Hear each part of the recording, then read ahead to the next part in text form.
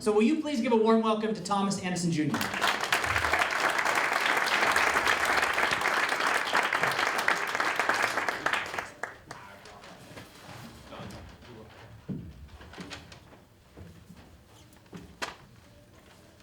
Good evening.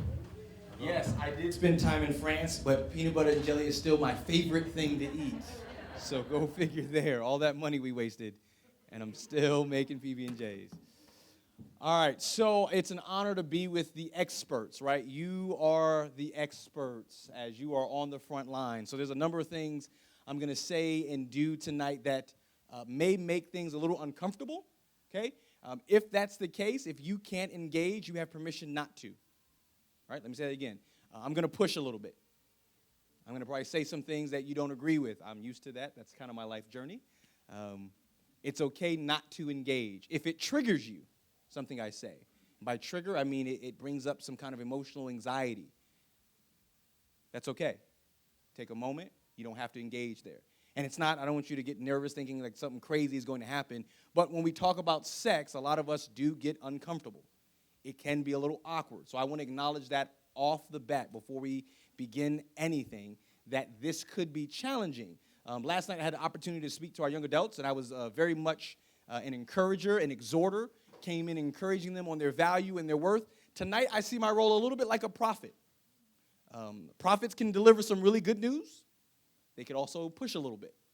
I'm going to push a little bit out of love. And the reason why is because, in fact, I had two former students who were here tonight even say this 5 minutes before we got up here. We recognize that often parents are not speaking to their children about this. All right? And these are ministry workers who are with your kids daily. Now, that doesn't mean you. And if it is you, don't feel any shame, and I'll develop that a little later, as if you've done something wrong. We can always change and get better. But know that as I give my gentle nudge, it's from a place of love, saying we all, including myself, can do better by the grace of God. Amen? All right. So before we begin, I want to do something to get a feel of the room. Some of you start shouting out how many children you have. Let's see if we can find the person who has the most kids. And we got 3, 4, 6. Anybody got more than 6? Just one. Amen. And be proud. You're all right. 1. 6. All right. Can you stand? Who said 6? Can we give her a round of applause? 6. Praise God for you. You're good. Thank you. And I mean that. Thank God for you. That, Lord bless you. I've got 2, and I don't understand it. So Lord bless you. Say it again. Right there. That's right. I got 2 good shots. If that's, well, it didn't work out then. That's all right. All right. Now let's do that. Let's now do age. Let's figure out just how old your children are, if that's okay. And if you don't feel comfortable participating, that's okay. But just give me, let's go. Anybody got any 15-year-olds? Okay, so we got those. Any 12, 11, 16, 9, 16, 21. Anybody got older than 21? 35. Here we go. I feel like I'm at an auction almost. I'm about to, and 11. That's spectrum there. I appreciate you bringing that back to my memory there. That's good. 17. But anybody older than 35? So we got 35 in the room, and then let's go youngest here. I think I heard a 9 somewhere. Say it again. 12 months. We got a year-old. Anybody getting younger than that? There we go. All right. Lord bless you all. This is good. This is a nice, healthy spectrum. We're at different places and spaces. And so let me kick off with the word here. That's helpful for me. If you have a Bible, if you don't feel pressure, you're fine. But if you have a Bible, I just want to read for you a prayer of Paul out in Ephesians 1. Ephesians 1, verse 15. After Paul has just told the Ephesians how great God is and the redemption we have in him and the inheritance we have in him and how we as believers, they as believers were sealed by the promised Holy Spirit. He says this in verse 15, "This is why, since I heard about your faith and your faith in the Lord and your love for all saints, I never stopped giving thanks for you and remember you in my prayers. I pray that the God of our Lord Jesus, the glorious Father, would give you the spirit of wisdom and revelation in the knowledge of him. I pray that the eyes of your heart may be enlightened so that you will know what is the hope of the calling, of the wealth, of the glorious inheritance in the saints. What is the immeasurable greatness of his power towards us who believe, according to the mighty working of his strength. That's my prayer for you. That's my prayer for you. That anything that gets said and done over the course of this evening with the resources you have, that the Spirit of God equipped you, strengthened you by His might to stay steadfast in your faith. This is a much larger battle than we realize. Not even just the issue of sex and pornography, but we are battling for our faith in so many ways, and we just don't often see it day to day. So my prayer is that prayers like what Paul just read resonate with you and really become a mantra for you, that you can stay steadfast in Him. Amen? All right, so let's kick this thing off tonight. Here's a number of questions I want to ask you, and once again, if you don't feel comfortable participating and engaging, that's okay, but if you do, talk back to me, right? We've done that already, so I'm comfortable with that. Let me ask you this. What are some feelings you would associate with talking to your parents or guardians? So now you got to think back to when you were younger, whoever raised you. What are some feelings you would associate in talking with them? And this is a broad thing, so not one particular type of conversation I'm looking for. Think for a moment. What are some feelings you would associate with talking to your parents or guardians? And when you have that feeling, or two, or three, feel free to just shout them out. Comfort. Scared, fear. Horror, embarrassed. Awkward. Shame. Pride, anger. Okay? What are some feelings you would associate with talking to the same group of individuals, parents or guardians, about money? So now we're going from broad to narrow, right? Specifically, if we're talking about money, what are some feelings you would associate? Unstable? Excited? Interested? Confident? Broke? Curious? Confused? Taboo? Shy, did you say? Somebody say? Okay. What are some feelings you would associate with talking to them about your future? Hopeful? Supportive? Blessed? Future didn't come up for some of us, huh? That one's not as... Yeah, right. That's right. What about your dreams? And this could be synonymous with future. It doesn't have to be. What about your dreams? If you share dreams with your parents or guardians, what kind of feelings? Encouraging? Supportive? Limited? Shy? Resourced? Okay. Practical? I'm noticing, though, dreams and future are not high on the list thus far. What about your fears?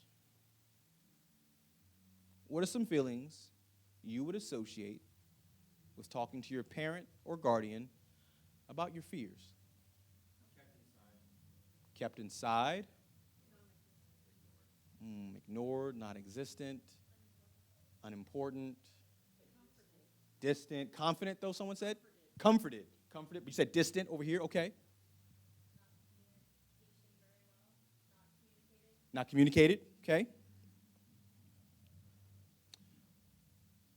What are some feelings you would associate with talking to your parent or guardian about sex? Awkward. Out in the open, okay.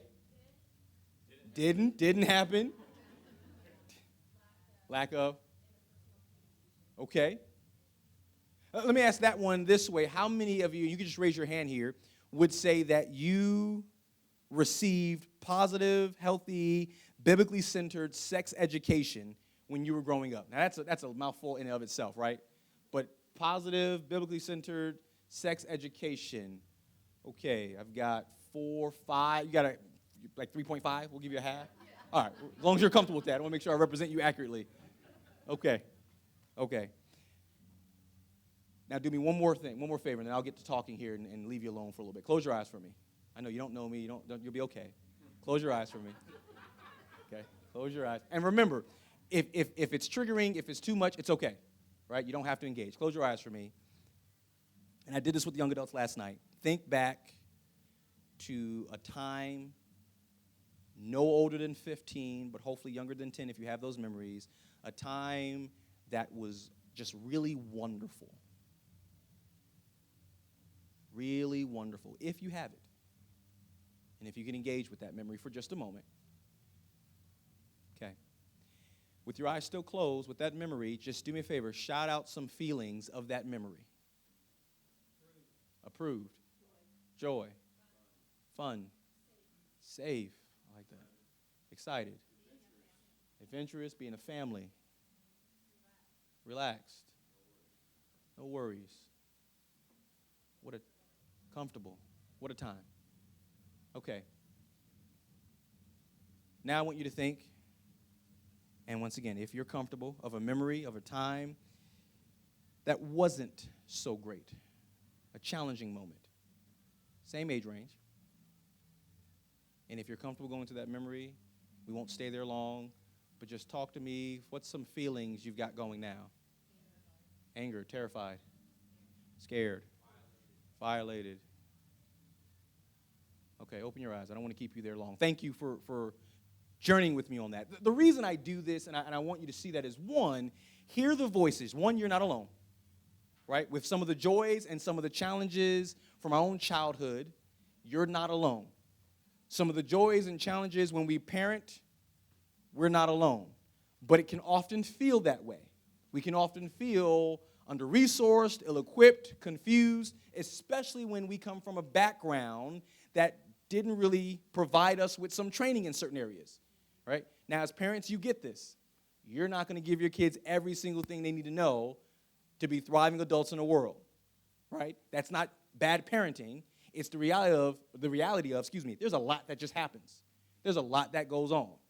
But what we do learn, at least what I learned, is that there were some fundamental things missing, lacking in my own upbringing that actually set me back, whether it was with marriage or raising children.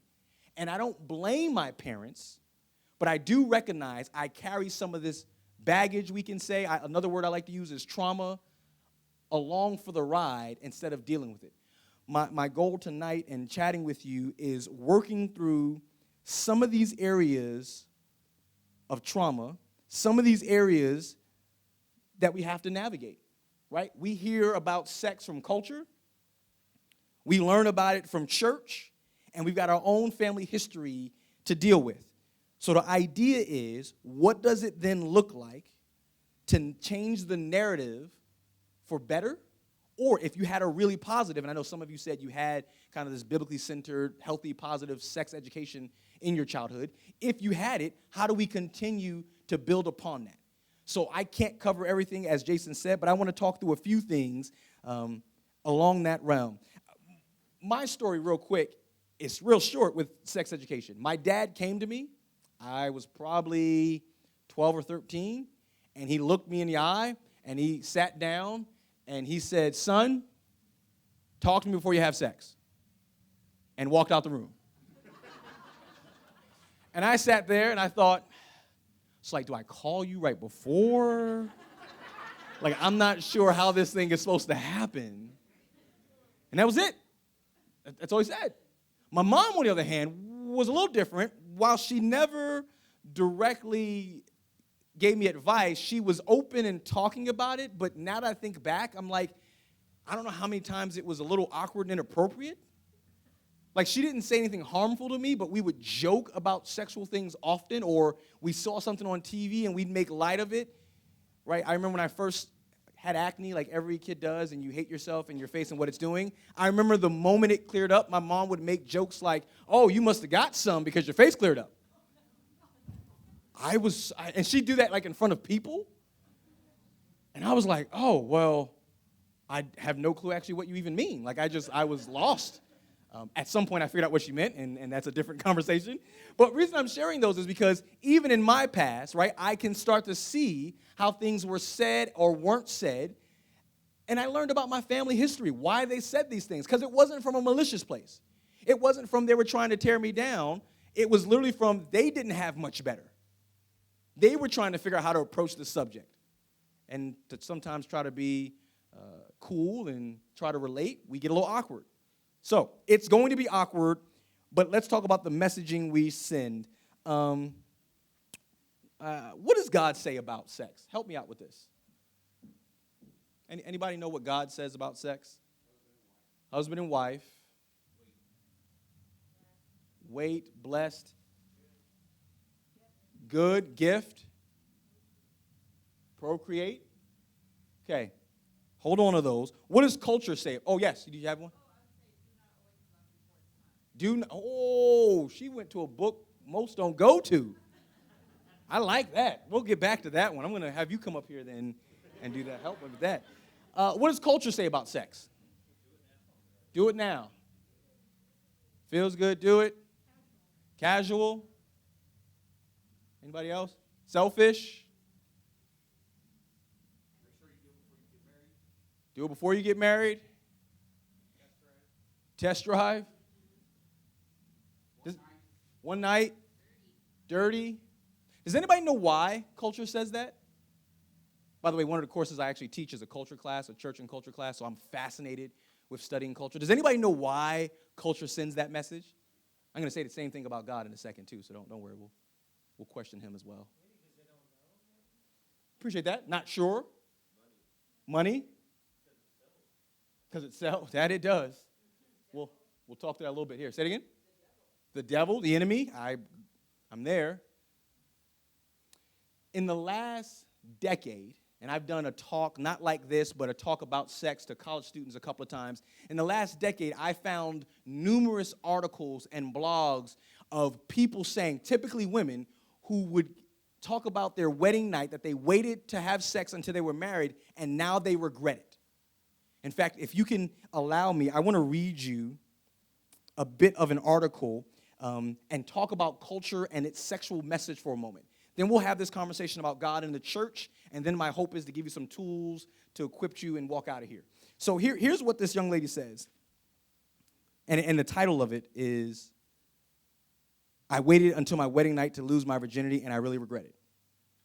Believing that true love waits, I make a commitment to God, myself, my family, my friends, my future mate, and my future children to be sexually abstinent from this day until the day I enter a biblical marriage relationship. She was 10 at the time. She then talks about how the church taught her that sex was for married people. Extramarital sex was sinful and dirty, and that she would go to hell if she did it. She learned that as a girl, she had a responsibility to her future husband to remain pure.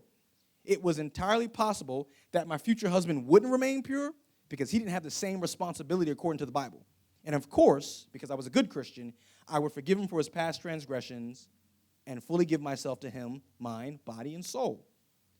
For more than a decade, I wore my virginity like a badge of honor. My church encouraged me to do so, saying my testimony would inspire other young girls to follow suit. If the topic ever came up in conversation, I was happy to let people know I have taken that pledge. I'm skipping down a bit. I lost my virginity on my wedding night with my husband, just as I promised, the day I was 10. I stood in a hotel bathroom beforehand, wearing my white lingerie, thinking I made it. I'm a good Christian. There was no chorus of angels, no shining light from heaven.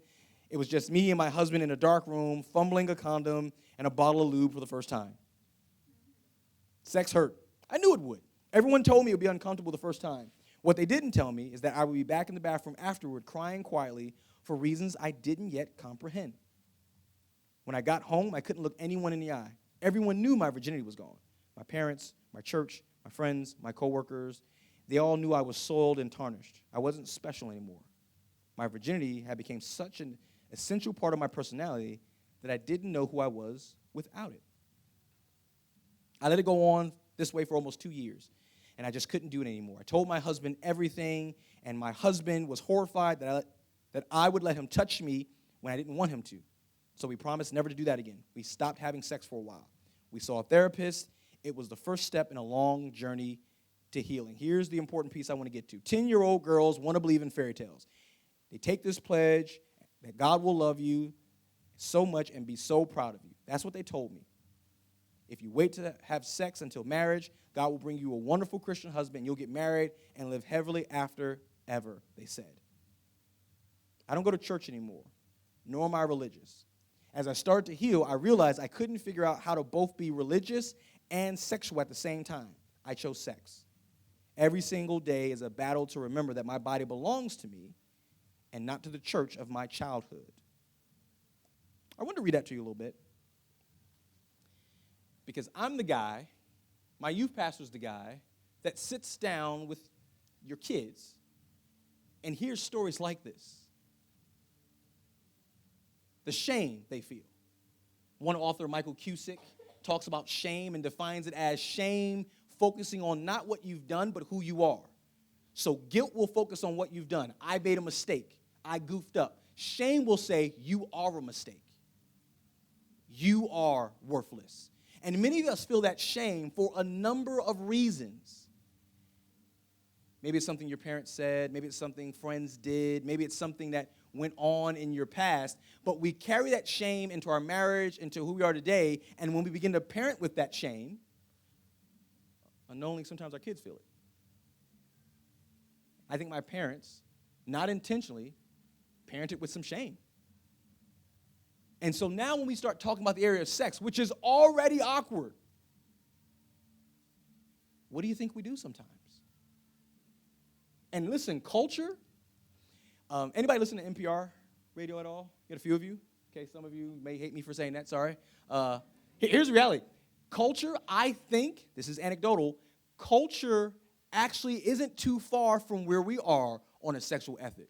There's a real thin slice that's dominating the market, that's making the most noise, that says some of the messages you hit on, right? Do it now, try it out, one night stand. But that's not by and large. And I'm mentioning NPR because they have like this podcast about Life Kit, and they talk to experts who are actually saying some of the same things we would agree with, that they want a healthy sexual ethic for their kid, that they want their child to be knowledgeable and informed and to wait, that there's this union that happens. They're using a lot of the same language. So what happens?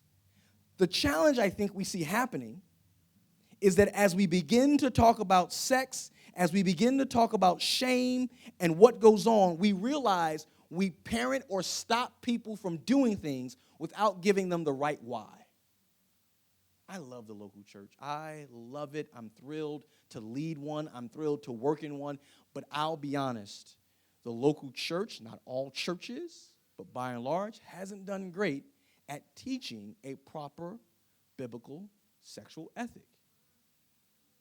If I asked you now, and I asked you what does God say about it, but if I asked you to recite me some verses, how many could point out verses? You don't have to. You feel comfortable you could, but how many verses could you give me? Let me ask you this question. When's the last time, besides the one lady who quoted the book, when's the last time you heard a sermon from the Song of Songs or Song of Solomon? I didn't even know that was in the Bible when I got to seminary. Joke, I did. But the way we treat it, the message I heard from the church was always, no, wait. And actually, that's not true, because as a guy, you never really hear that. For the ladies, we almost treat it as if you are not sexual beings. You do not have sexual desires. And if you do, it's wrong. Pray about those for your future husband. But the Bible actually offers much more positive than it does negative about sex. The Bible actually tells us how wonderful and a gift it is. And for some reason, we have thought that if we start to say that to kids, they'll run out and have it at that very moment. They won't. That's not how it works. So then we interact with culture, and culture always seems to move faster than the church because it is. Sometimes wonderfully, sometimes not so. And then we get really nervous. We also understand that with culture, we're seeing more sexual images today than ever before. We got overstimulation with the internet and social media. It's an endless, overwhelming stream of images. Let me get back to you and ask you this. How do you feel? Notice I'm asking these feeling words. How do you feel when you think about the type of images your children will or have interacted with? Disgusted, inappropriate, angry,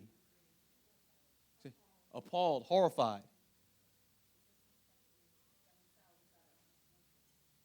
Disrespecting themselves. You don't have to answer this. I love what you're saying. Here's my questions, and I've got similar things written down, so I'm 100% on board. Here's where I ask this question. Where would they have learned to respect themselves?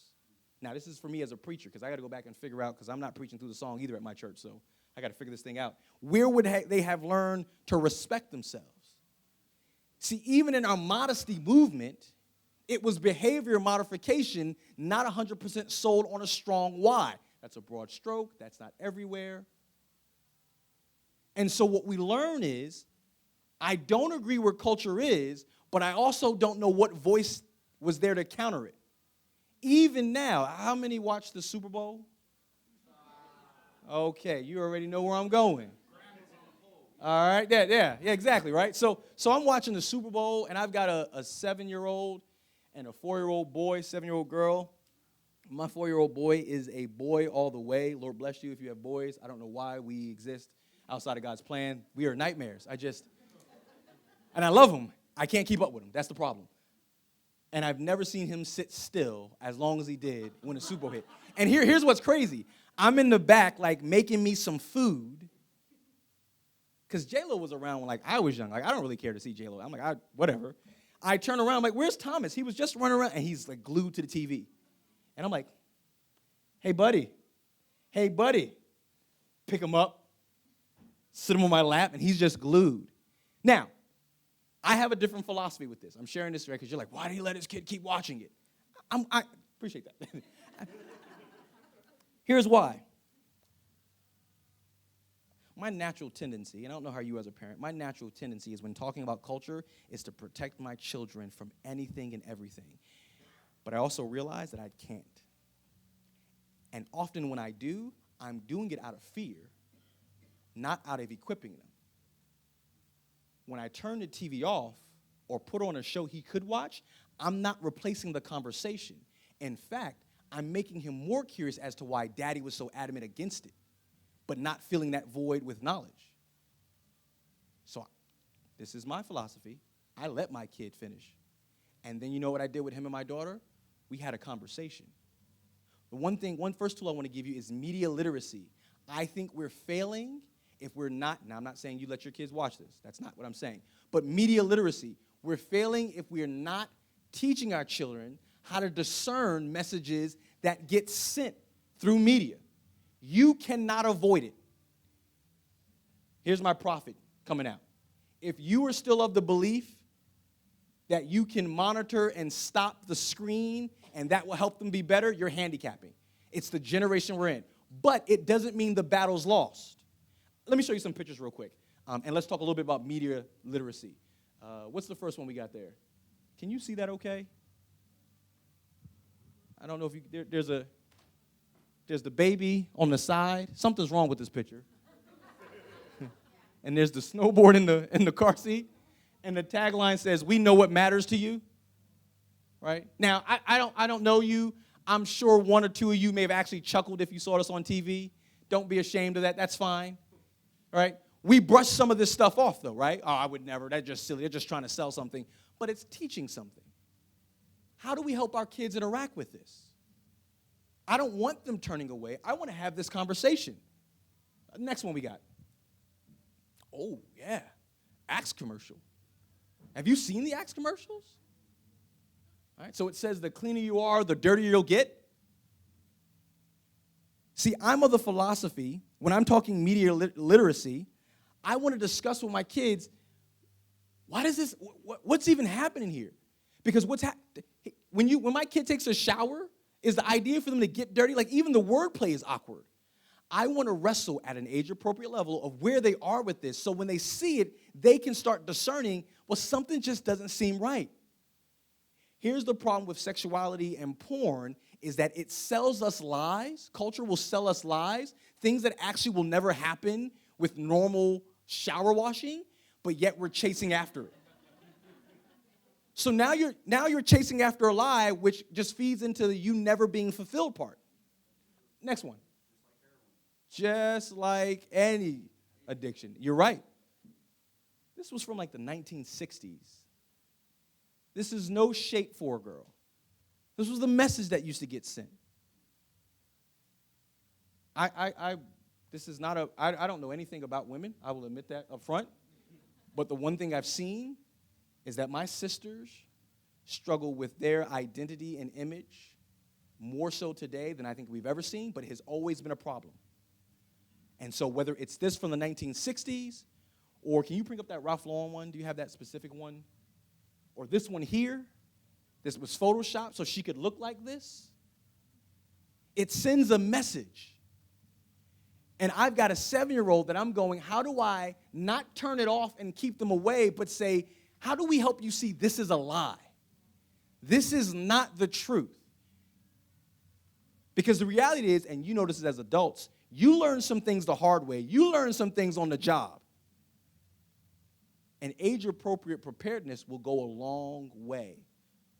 So while culture is speaking about sex, I think we can talk back with the greater language. I think we have a few more here. And Jason, where am I on time? Forgive me, brother. This one, it's a small phrase, but between them it says the ultimate attraction. And now her face is covered with a car. But you know how many of our kids, you know how many of our adults that would choose buying stuff over intimacy? That culture isn't just created from advertisement rooms. It is at some level, but culture is also produced by all of us. So while you have some people who create, they also watch the trends of what's happening and just magnify it in the most grotesque ways. We got people who live this reality. They have not said kind things to their wives, but they will go out and buy the latest whatever, and call it intimacy. Be excited about it. How many we have left? Where are we? Oh, boy, I love this one. No man will ever make you this happy. For Butterfinger. Go eat some chocolate. Man won't do it. We're good. Yep. You can turn now. Media literacy. So the reason I'm bringing this up is as we talk about healthy biblical sexual ethic, as we talk about understanding what culture and the message it sends, I believe you can't get away from it. So what you can do is start planting seeds that when your children later get exposed to worse messages, they already have a filter to work through. Right? We'll watch a progressive commercial or ad on Hulu, and I'll say to my daughter, have you ever seen mom or dad this happy over, like, car insurance? And my daughter will be like, yeah, no, that's weird. Yeah, it is. Or a cleaning commercial. Have you ever seen mom that happy sweeping the kitchen? No, mom gets angry. Well, she does. And what we do is we start planting the seeds of, baby, listen, everything you see isn't going to be true from culture. So when they start seeing pictures or images of porn or sexual grotesque images, they have a filter to start with. And by the way, it's crazy doing this podcast, as Jason said, it's crazy to start thinking how young kids are being exposed to this. My wife didn't believe it. I think it was like our first episode. I don't know if I told you the story. Our first episode, my wife didn't believe that as young as 7 years old, they're now exposed to these images. And so I said, you don't believe it?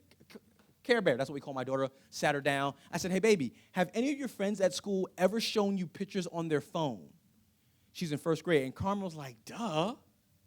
And my wife's face dropped. She was like, well, what kind of pictures? And, of course, by grace of God, we got lucky here. She's like, oh, pictures of, like, their stuffed animals, their puppies. My wife was like, oh, God, thank you. Because she had her phone out getting ready to call every parent she knew. It was going to go down. But here's what I'm trying to say. There's this framework of, like, so what do you do when your child shows you a picture? What do you say? And I'll talk about age appropriateness here as we go through. But it's that media literacy, being comfortable saying, what's the why behind what we do? Why are they wearing this? Why are they not wearing this? Why does it look this way? Have you thought critically about this? Not that we want to be skeptical of every single image and we just can't enjoy life, but you're smart enough to know messages are in everything. Messages are in everything. My 4-year-old has an iPad. Doesn't have it. He takes his mom's. But he has an iPad, basically. And he's got these learning games. And even the apps between the games, there's stuff that comes up. So here's what we do. There's some apps, we buy the game. Because the ads are just, he's 4, I got no words for it, you just shouldn't see it. I'll pay the $2.99. But there's some where it's like, He doesn't get it enough, and I can redeem this into a conversation. We can talk, and so we do. There was one ad that came up, and they used the word hell in it, and not like the place you'll go, like as a cool slang term. And so we found out because the next morning my son's running around saying it. Oh, what the hell? And I'm like. And see, listen, I come from an old school black family. You talk like that, you wake up 2 weeks later. Like, mom smacked you and that was it. So how do I want to parent? Well, let me smack him and wake him up 2 weeks later. No, I can't, right? So I sit down with him. Hey, buddy, do you even know what that means? No. Where'd you get it from? My game. Can you show me? See, now I'm taking the shame away. You're not worthless. You're not in trouble. You're not useless. You're not, no. And even the guilt at this moment, because he doesn't even know what he's doing. You're not even in trouble. Show me. Oh, they do say it. How does that sound to you? We literally have a whole 10-minute conversation. Sound pretty cool because the images and the graphics. Yeah, that's not really a kind word. What do you mean? It can hurt people's feelings. Do we want to hurt people's feelings? Here's my why. Is that how we want to treat people? No. I probably shouldn't say it. No, you probably shouldn't, buddy. He doesn't say it. At least around us. I don't know what he does all the time. Redeeming that time, media literacy. Let me move on here. So we talked about media literacy, age appropriateness. When we talk about sex or we talk about these images or different things that happen, a lot of times we struggle with what age does this start? I think you can even have a conversation when you have your youngest children. So someone had like a 1-year-old. One of the things I do with my young kids is we use appropriate language. So do me a favor real quick. I've got a little bit of time left. I just want you to close your eyes for a moment and say penis. I know. Just say penis. Go ahead. Thank you. Say vagina. There you go. Right? It's still even awkward. You giggled. Okay? Yes, it can be awkward unless your culture changes. Right? Now, some of you had older kids. If you haven't started that pattern, you can still jump in and do it. But from young kids, we always say it. So that way it's not the tallywhacker or your thing or your special area. But we're just going to be honest. Here's what it is. So that way they're comfortable talking. And we also put parameters around who's allowed to see and touch and even be near it. Right? We want to be appropriate from day one. We also then find ourselves saying, as they get older, it's like my daughter's age, we now start having the conversation around how they feel and respond, the conversation of puberty. We do not want them to be surprised with what's coming next. Okay? So here's the two things I want to leave you with. Media literacy and being prepared. It's going to be awkward and hard. It's going to be a challenge. No one wants to look your child in the eye and say, let's talk about this. Some of you may not even talk about it